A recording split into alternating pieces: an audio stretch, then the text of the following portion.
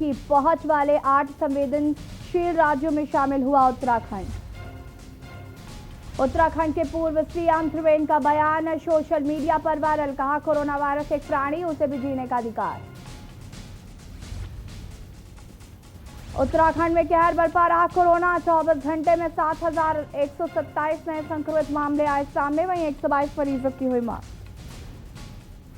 उत्तराखंड सरकार का बड़ा फैसला। कोरोना काल में प्रदेश की जेलों से रिहा होंगे 44 बंदी, मिलेगी 90 दिनों की पैरोल। उत्तराखंड में कोरोना कर्फ्यू के बीच राहत भरी खबर। आज से 18 मई तक रोज 3 घंटे खुलेंगी राशन की दुकानें। तीर्थयात्री घर बैठे ऑनलाइन कर सकेंगे 4 धाम के दर्शन और पूजा अर्चना। देश दुनिया के तीर्थयात्रियों की सुरक्षा को लेकर लिया गया फैसला। आप देख रहे हैं के न्यूज, खबरों का सारथी। नमस्कार, मैं हूं आपके साथ ऋषि शुक्ला। हम बात करेंगे देवभूमि में आसमानी आफत की। देहरादून से आपको खबर बता देते हैं, देवभूमि में आसमानी आफत। कई बादल फटे, कहीं हुई मूसलाधार बारिश, लोगों की जान पर मंडरा रहा खतरा। कहर बरसकर टूट रही आसमानी आफत। आपको बता दें कि उत्तराखंड में कई जिलों में ऑरेंज अलर्ट जारी किया गया था और पिछले 2 दिन से तेज बारिश हो रही है। बादल फटने की वजह से कई घर ढह गए थे, खेती का नुकसान हुआ था और वहीं दूसरी तरफ लगातार हो रही बारिश ने आमजन की चिंताएं बढ़ा दी हैं। कहर बनकर टूट रही आसमानी आफतें। देहरादून से खबर, देवभूमि में आसमानी आफत। लगातार हो रही 2 दिन से बारिश, लोगों को हो रही काफी परेशानी। कहीं पर बादल फटे तो कहीं पर हो रही है मूसलाधार बारिश। कहर बनकर टूट रही आसमानी आफत। ये तस्वीरें आप देख सकते हैं। और इसी खबर पर ज्यादा जानकारी के साथ हमारे विशेष संवाददाता राजेश वर्मा जी हमारे साथ जुड़ चुके हैं। राजेश जी, जिस तरीके से देवभूमि में आसमानी आफत लगातार अब देखने को मिल रही है, क्योंकि एक तरफ जहां चमोली में जो हादसा हुआ उसके बाद लगातार जिस तरीके से हादसे हो रहे हैं, कहीं बादल फटने की खबर आ रही तो कहीं पर ग्लेशियर टूटने की खबर आ रही है और मूसलाधार बारिश लगातार हो रही है, तो कहीं ना कहीं कुदरत का कहर भी है जो है उत्तराखंड को झेलना पड़ रहा है।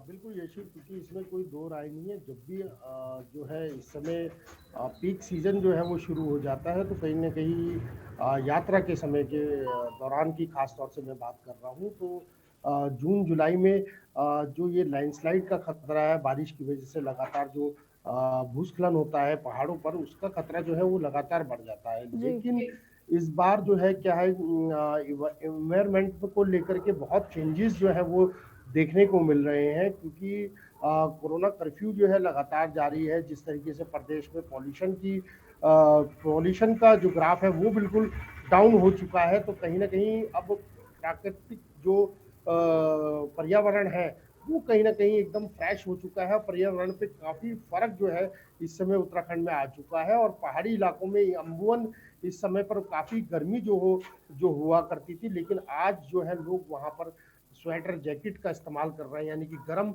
कपड़ों का इस्तेमाल कर रहे हैं। तो इसमें कोई दो राय नहीं है यशी, क्योंकि लगातार जिस तरीके से प्राकृतिक कहर जो है वो आपदा कहर जो है वो देखने को मिलता है प्रदेश के अंदर।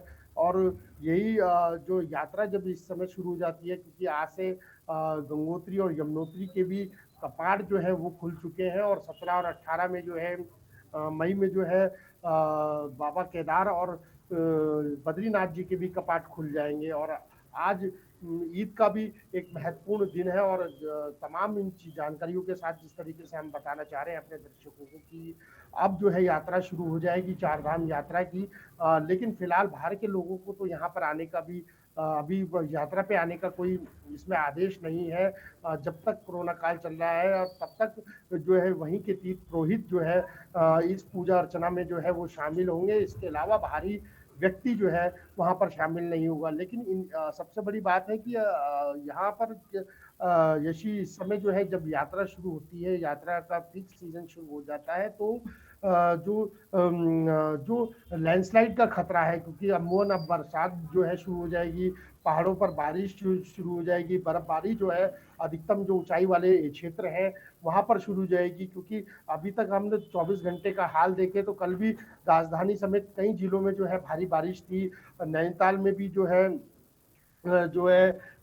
कैची धाम है वहां पर जो है काफी मलबा जो है वहां पर आ गया नदी का, तो उसकी वजह से लोगों को परेशानी उठानी पड़ रही है। और उससे पहले 2 दिन पहले की बात करें तो आपने देखा है कि देवप्रयाग में भी जो है बादल फटने की घटना हुई, वहां पर भी काफी नुकसान जो है वहां पर हुआ है। खुद स्वयं मुख्यमंत्री तीरथ सिंह रावत जो है वो वहां पर मौके का जायजा जो है लेने के लिए वहां गए थे। ऑरेंज अलर्ट जो है वो इस समय प्रदेश में जारी है। और साथ ही अगर हम बात करें तो ऑरेंज अलर्ट के साथ साथ जिस तरीके से मैंने आपको बताया कि आगे चेतावनी जो है वो कहीं ना कहीं एक बड़ी चेतावनी जो है वो हर साल जो है प्रदेश झेलता है मानसून को खास तौर से लेकर के। इस बार भी जो है कहीं ना कहीं यही अंदेशा जो है वो लगा है कि दोबारा अगर बरसात जो है अगर ज़्यादा होती है, पानी जो है पहाड़ों पर ज़्यादा होता है तो कहीं ना कहीं फिर लैंडस्लाइड से लेकर तमाम जो बादल फटने की घटनाएं हैं वो अधिकतम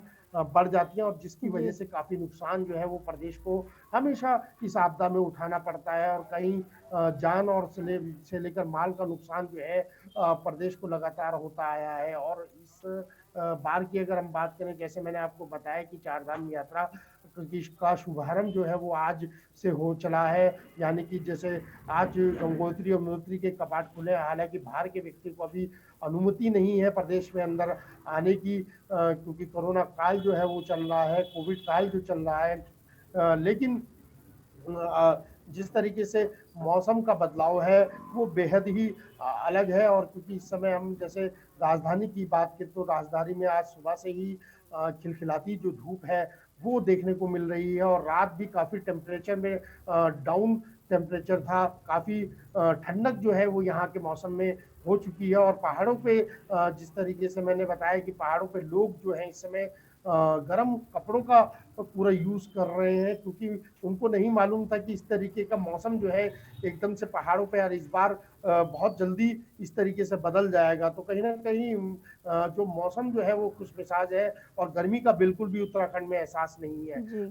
लेकिन बात हम कर रहे हैं कि मौसम विभाग को लेकर के, मौसम विभाग ने भी अपना ऑरेंज अलर्ट जो है वो प्रदेश में जारी किया है। क्योंकि अभी तक कल की बात करें तो 24 घंटे में ऊंचाई वाले क्षेत्रों पे बर्फबारी और साथ ही जो है भारी बारिश की चेतावनी जो है एक बार मौसम विभाग ने दोबारा दे दी है। तो ये एक चेतावनी भरा जो मैसेज अगर मौसम विभाग से आ रहा है तो इसके लिए अलर्ट रहना चाहिए पहाड़ के लोगों को और तमाम लोगों को, क्योंकि इस तरीके की अलर्ट जो है वो कहीं ना कहीं दिक्कत जो है वो परेशानी जो है वो प्रदेश के लिए मानसून के समय पे या बारिश के समय पे जो है वो हो जाती है। इसीलिए लगातार जो है मौसम विभाग जो है अपना अनुमान जो है वो मौसम को लेकर के लगाता है, और मौसम को लेकर के एक बार फिर जो है ऑरेंज अलर्ट जो है वो प्रदेश में जो है मौसम विभाग ने जारी किया है। यशी जी। राजेश जी, मैं आपसे यहाँ पर एक बात समझना चाहूंगी। एक तरफ कुदरत का कहर, दूसरी तरफ कोरोना का कहर, और तीसरा ब्लैक फंगस की दस्तक हालांकि अभी तक उत्तराखंड में नहीं हुई है, लेकिन फिर भी कहीं ना कहीं चिंता जरूर जताई जा रही है।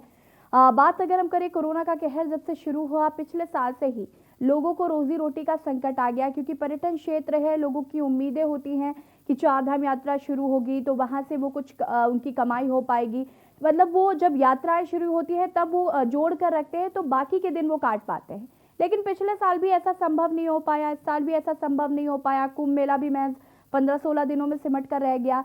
तो कहीं ना कहीं जो रोजमर्रा की जिंदगी है उस पर खासा असर पड़ रहा है, और हर व्यक्ति की, ना सिर्फ व्यापारी बल्कि हर एक व्यक्ति की जीविका पर संकट है ये, चाहे वो कोरोना का कहर हो। और अब ये जो दैवीय आपदाएं आ रही है जिसकी वजह से लोगों के घर ढह रहे हैं, खेती को काफी नुकसान हो रहा है, मैं आपसे ये समझना चाहूंगी कि इनकी जीविका कैसे चलेगी? क्या सरकार की तरफ से कोई मदद इन्हें दी जा रही है? बिल्कुल वाजिब सवाल है आपका यशी। और यशी क्योंकि ये जो इस समय जो नुकसान है जीविका को आजीविका को चलाने का जो एक प्रयास है पहाड़ के लोगों का वो इस समय बिल्कुल विफल है। क्योंकि पिछले साल भी जो है यात्रा जो है कोविड के दौरान बंद कर दी थी। तो काफ़ी नुकसान जो है लोगों को हुआ वहाँ पर, क्योंकि पहाड़ को चलाना और पहाड़ पर रोजी रोटी का एक संकट जो है वो पहाड़ के लोगों के लिए हमेशा बन जाता है। और इस बार भी जो है दूसरा साल है, कोरोना का कहर लगातार जारी है प्रदेश में, और जी। इस बार भी जो है यात्रा जो है वो आम लोगों के लिए यानी कि यात्रियों के लिए, श्रद्धालु के लिए वो पूर्ण रूप से बंद है।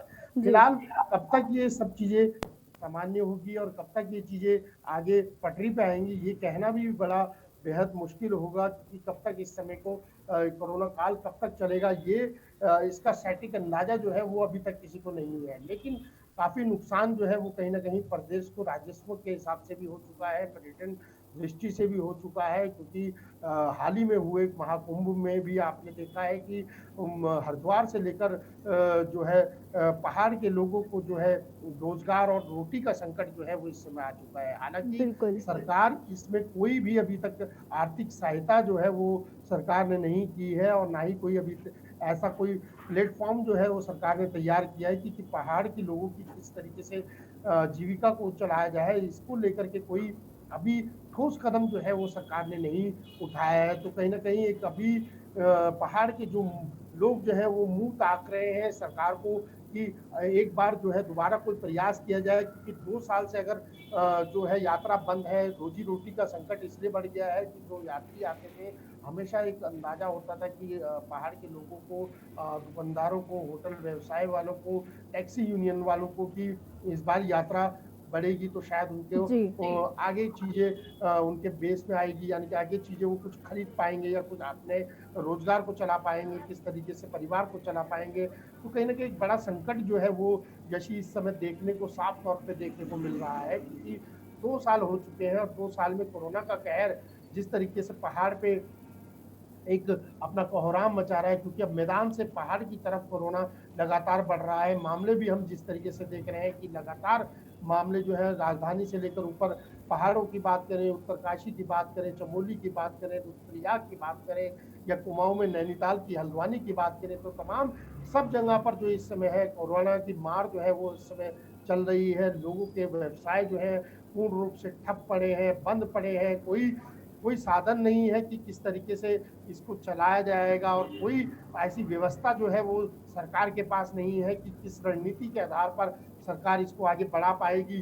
बड़ा विकट संकट जो है वो यशी इस समय चारधाम यात्रा सहित तमाम के पहाड़ के जो रोजगार से सीमित जो लोग हैं, रोजगार से जुड़े जो लोग हैं, प्राइवेट व्यवसायों से जो जुड़े लोग हैं, उनके लिए बड़ा संकट का इस समय विचार करने का जो है इस समय घड़ी है। और सरकार को इस तरफ ध्यान देना चाहिए, किसी के घर पे क्या परेशानी है, किसी के पास क्या नहीं है, तो सब चीज़ों को लेकर के एक सरकार को एक मोनोपोली जरूर बनानी चाहिए। अगर लगातार अगर ये कोरोना का कहर जारी रहा तो बड़ा जो संकट है वो प्रदेश के लोगों के लिए, पहाड़ी लोगों के लिए खास तौर से वो आ जाएगा। और क्योंकि जिस तरीके से प्रवासी जो है एक बार दोबारा मूव करने जो है पहाड़ों की तरफ मूव करना शुरू कर दिए हैं, तो उनके भी व्यवसाय को लेकर के कोई ऐसा सॉलिड प्रोग्राम जो है वो सरकार के पास नहीं है। अगर प्रवासी बाहर से अगर दोबारा अपने गांव आ चुका है तो वो किस तरीके से उसको रोका जाएगा, क्योंकि रोजगार की दृष्टि से बिल्कुल इस समय उत्तराखंड ठप पड़ा हुआ है, और आगे भी कोई ऐसी उम्मीद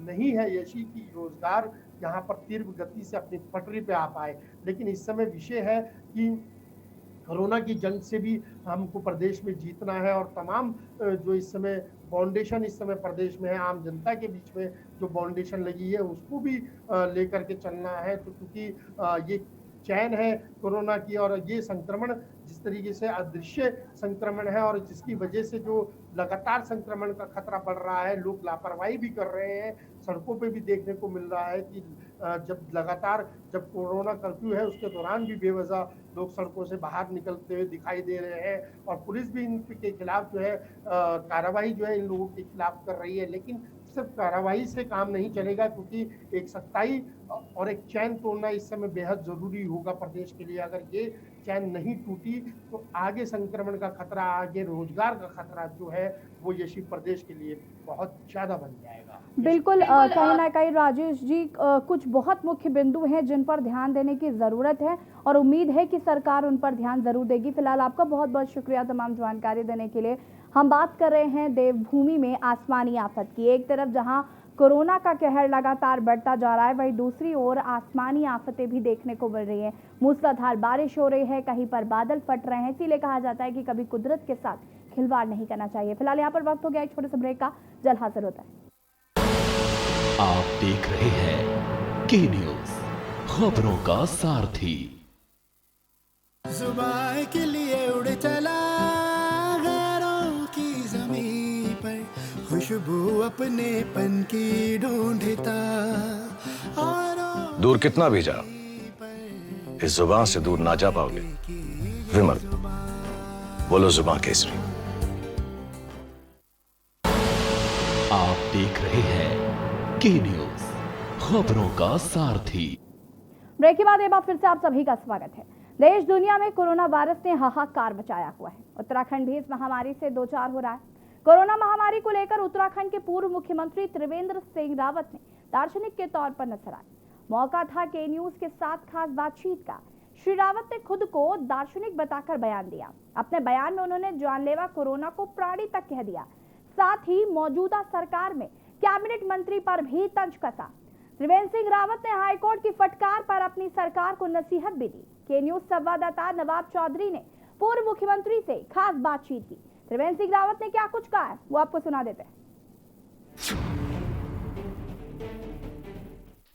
कोरोना महामारी ने देश दुनिया को झकझोर कर रख दिया है। उत्तराखंड भी इस महामारी से अछूता नहीं रहा है। जब कोरोना ने अपनी पहली लहर में पूरी देश दुनिया को झकझोरा, उस वक्त जो है उत्तराखंड के सामने भी एक चुनौती थी। उस वक्त जो है जब लॉकडाउन भी देश में लगा और कोरोना भी था, तो उस वक्त स्थिति को संभाला था पूर्व मुख्यमंत्री त्रिवेंद्र सिंह रावत ने। किस तरह से उन्होंने इस स्थिति को संभाला और अब क्या हालात है, उसकी हम थोड़ी सी तुलना करना चाहेंगे। सर, क्या देखते हैं, जब कोरोना आया था उत्तराखंड में या पूरे देश में, तो उस वक्त स्थिति बड़ी नाजुक थी। एकदम से कोरोना आया, जो बाहर से प्रवासी थे वो भी आए, इस तरह की बहुत सारी चुनौतियां थी। लोगों को क्वारंटाइन करना है, ट्रेस करना है, लेकिन अब क्या देखते हैं इन दोनों की स्थिति को? देखिए, तब और आज की हालात में बहुत बड़ा अंतर है, बहुत बड़ा अंतर है। एक तो किसी को भी इसकी परिकल्पना नहीं थी कि वायरस का जो प्रसार है वो इतनी तेजी से होगा। दूसरी बात, जो जहां तक इसको नियंत्रित करने की बात है, तो नियंत्रित करने के लिए तो उसके सुनिश्चित उसके निर्देश हैं, जैसे कि भाई भीड़ नहीं होना चाहिए, बार बार आप साबुन से हाथ धोइए, सैनिटाइजर का इस्तेमाल करिए, मास्क का इस्तेमाल करिए। और जो इसको अगर हम टोटल रिलेटिव में कहें तो कोविड एप्रोप्रिएट बिहेवियर करें, ये तो इसके लिए सिद्धांत है। और इसको हम कितनी प्रतिबद्धता के साथ, मैं प्रतिबद्धता शब्द प्रयोग कर रहा हूं, कितनी प्रतिबद्धता के साथ स्वयं पालन करते हैं और कितना हम पालन करवा सकते हैं, वो बहुत जरूरी है। जब कोरोना का फर्स्ट फेज हुआ था तो उस समय आपने देखा हमने काफी सख्ती की थी। हमने तमाम चालान किए, जो कंटेनमेंट जोन है उनको बहुत सख्ती से उसको हमने पालन करवाया। जो पेशेंट हैं जिनको आइसोलेशन में रखा गया है, जिनको क्वारंटीन किया गया है, उन पे निगरानी बहुत जरूरी है। उनसे प्रतिदिन 2-3 बार की पूछताछ करना कि भाई आप ठीक हैं, आप अपने आप को स्वस्थ महसूस कर रहे हैं, दूसरी बात आप कहीं घर से बाहर तो नहीं निकल रहे हैं।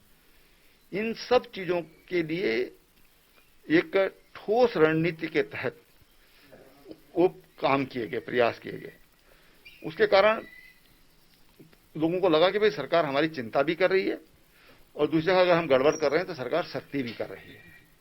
लाखों लोगों के चालान किए गए और इसलिए जो कोविड एप्रोप्रिएट जो बिहेवियर है उसका अनुपालन कैसे कराया जा सकता है, कितनी कड़ाई से हम उसका अनुपालन करा सकते हैं, तो उससे ये महामारी से हम काफी हद तक अपने आप को बचा सकते हैं और इसको हम नियंत्रित कर सकते हैं। सर, आपने कहा ट्रेसिंग भी की, उस वक्त लोगों को क्वारंटाइन भी किया है, लेकिन अब जो सिचुएशन बनी है उसमें लोगों की शिकायत है कि ना ही तो क्वारंटाइन की व्यवस्था की जा रही है, ना ही जो ट्रेसिंग की जा रही है, सख्ती भी उस लिहाज से नहीं हो रही है, क्योंकि पहाड़ों में भी इस तरह की स्थिति है। क्या लगता है कि इस बार जो सख्ती है वो कम है, और क्या सरकार के कुछ फैसले ऐसे रहे हैं मौजूदा सरकार के जिससे जो है उत्तराखंड इस आपदा में जो है मुब्तला होता चला है, इब्तिला? अब देखिए, सरकार के सामने तमाम तरह की चुनौतियां होती हैं। एक तरफ इस महामारी से लोगों को बचाना, दूसरी चीज लोगों के रोजगार बने रहें। ये तमाम तरह की चिंताएं सरकार के सामने होती हैं। कोई छोटा लोग है, कोई सब्जी बेचने वाला है, कोई मजदूरी करने वाला है, कोई दैनिक मजदूरी करता है, कोई इंडस्ट्री में काम करता है, कोई किसी डॉक्टर के यहाँ काम करता है। तमाम तरह की दिक्कतें, तमाम तरह के चिंताएं सरकार के सामने होती हैं। और ये जो महामारी है वो इतनी परिवर्तनशील है, इतनी डायनामिक है कि कब क्या रुख लेगी कुछ कहा नहीं जा सकता है। अब कुछ वैज्ञानिक कहते हैं कि एक आदमी जो है 400-450 लोगों को इससे संक्रमित कर सकता है, कोई कहता है कि 10 लोगों को कर सकता है। तमाम तरह की जो विज्ञानी हैं, जो जानकार लोग जिनको हम कहते हैं, उनकी भी राय भिन्न भिन्न होती है। ऐसे में सरकार को तमाम तरह के जो लोग हैं उनकी चिंता करनी होती है, समाज की चिंता करनी होती है, बीमारी की चिंता करनी होती है। और इसलिए कई बार निर्णय लेने में भी थोड़ा सा असमंजस होता है, दिक्कतें होती हैं। लेकिन मैं समझता हूं कि सरकार ने अभी पिछले 15 दिन पहले जो कदम उठाए थे उसके परिणाम आने अभी 3-4 दिन से शुरू हुए हैं। 3-4 दिन से उसके परिणाम आने शुरू हुए हैं। जो पॉजिटिविटी रेट है वो भी थोड़ा कम हुआ है। टोटल जो पेशेंट है उनकी संख्या भी यानी कम हुई है। और ऐसे ही ये नियंत्रित होगा। इसी को हम कैसे फॉलोअप करा सकते हैं और कड़ाई से हम कैसे इसको और अधिकतम लोग इसका अनुपालन करें, और वो तभी हो सकता है कि जब पब्लिक भी सरकार के द्वारा जो निर्देश दिए गए हैं उन निर्देशों के अनुसार काम करे। क्योंकि सरकार जो निर्देश जारी कर रही है वो विशेषज्ञों की राय के आधार पर करती है, और इसलिए हमारी जो पब्लिक है उनको विशेषज्ञों की राय पर जो सरकार के माध्यम से उनको दिए जा रहे हैं, अगर उसका पालन करेंगे, सरकार तमाम तरह की जो फैसिलिटीज हैं, अस्पतालों में जो दवाइयों की जरूरत है, जो भी इस महामारी में जो भी आवश्यक जो अवस्थापना सुविधाएं चाहिए उसकी व्यवस्था करे, जनता सहयोग करे, तो इसको जल्दी नियंत्रित किया जाए। हाईकोर्ट का भी अभी एक हाईकोर्ट ने भी कहा है कि जो तैयारियां हैं वो मुकम्मल नहीं है। किस तरह से अब सरकार को पूरी तैयारियां करने की ज़रूरत है, किस तरह से ऑक्सीजन बेड्स की जो है व्यवस्था सरकार को करनी चाहिए। क्या मशवरा आप सरकार को देना चाहें, क्योंकि एक लंबा अनुभव भी आपने देखा है, पूरा 1 साल जो है कोरोना महामारी के दौरान आपने सब चीज़ों को की व्यवस्था की है। ये सच है कि जैसे हालात है अभी भी अनुमान नहीं लगाया जा सकता सटीक कि कब तक ये महामारी रहेगी। ऐसे में व्यवस्थाएं तो बढ़ाना जरूरी है, लाजमी है कि व्यवस्थाएं हमको बढ़ाना चाहिए, इसमें कोई शक नहीं है। लेकिन हमने ऑक्सीजन प्लांट भी लगा दिए, हमने बेड्स की सुविधाएं बढ़ा दी, हमने भवन भी बना दिए, या जो हमारे सरकारी भवन है उसमें हमने कोविड केयर सेंटर बना भी दिए। लेकिन उसके लिए न चारपाई इलाज करने वाली है और न भवन इलाज करने वाला है, न ऑक्सीजन स्वयं इलाज करने वाली है। उसके लिए जो हेड्स चाहिए, जो डॉक्टर चाहिए, वो आपके पास कितनी संख्या में, ये भी विचार करना चाहिए। क्योंकि इन तमाम जो संसाधन चाहिए इस बीमारी को दुरुस्त करने के लिए, वो संसाधन भी देखना चाहिए कि हमारे पास कितना संसाधन है। और इसलिए मैं कह सकता हूं कि संसाधन इस दौरान बहुत बढ़े हैं, बहुत बढ़े हैं। जो लोग ये कहते हैं कि कुछ नहीं हुआ है, कुछ नहीं हुआ, मैं उनकी इस बात से सहमत नहीं हूं। आप आंकड़ा उठा के देखिए, आप डेटा उठा के देखिए कि कितनी संख्या बढ़ी है। लेकिन मैंने कहा कि आवश्यकता बहुत अधिक है, और कितनी अधिक होगी अभी कुछ भी नहीं कह सकते। भगवान करे कि ये यहीं पर रुक जाए, न हो, लेकिन कुछ भी नहीं कह सकते। कुछ भी कहने की स्थिति में कोई नहीं है। कोई ये ठोस नहीं कह सकता कि जून के महीने में स्थिति हो जाएगी, जुलाई में स्थिति हो जाएगी, 6 महीने बाद स्थिति हो जाएगी, या साल भर बाद ठीक हो जाएगी, कोई नहीं कह सकता। और इसलिए जब मैं अपना इलाज करा के दिल्ली से लौट रहा था, तो मैंने उस दिन एक बड़ी दार्शनिक बात कही थी, और मैंने मीडिया से कहा था कि देखो, ये एक दार्शनिक पक्ष है कि वो वायरस भी एक प्राणी है, हम भी एक प्राणी हैं। हम अपने आप को ज्यादा बुद्धिमान समझते हैं, हम समझते हैं कि हम ही सबसे ज्यादा बुद्धिमान हैं, लेकिन वो प्राणी भी जीना चाहता है, और उसको भी जीने का अधिकार है। हम उसके पीछे लगे हुए हैं। वो अपने बचने के लिए अपना रूप बदल रहा है, वो बहुरूपिया हो गया, ठीक है ना। आज वो हमने उसके लिए वैक्सीन बना दी, तो उसने कहा ठीक है, वो उसने भी अपनी ताकत बढ़ा दी, उसकी भी स्प्रेड करने की ताकत बढ़ी है। तो इसलिए हमको इस वायरस से दूरी बनाकर चलना पड़ेगा। तू भी चलता रहे, हम भी चल रहे हैं, लेकिन हमारी चाल तेज होनी चाहिए। हम तेजी से आगे बढ़े ताकि वो पीछे छूट जाए। ये दार्शनिक पक्ष कह रहा हूं मैं।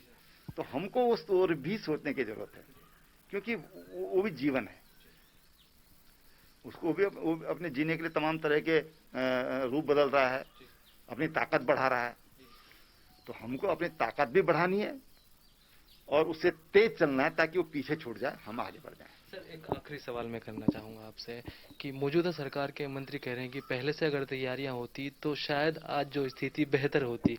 आप इस पे क्या कहना चाहेंगे? देखिए, ये अनुभवहीनता है। ये अनुभव लेने की जरूरत है उन लोगों को, और अनुभव लेकर के वो बात कहें तो अच्छा है। क्योंकि अभी जुम्मे के जुम्मे तो उनको भी और फिर विभागीय मिनिस्टर भी नहीं है, उनको पता नहीं विभाग में क्या है।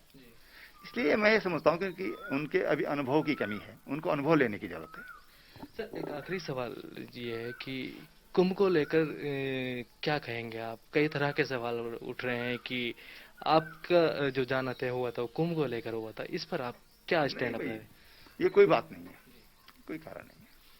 तो पूर्व मुख्यमंत्री त्रिवेंद्र सिंह रावत का साफ तौर पर कहना है कि अब जरूरत है कि सरकार के साथ साथ जनता भी कंधे से कंधा मिलाकर इस वायरस से लड़े, ताकि जल्द से जल्द इससे निजात मिल सके।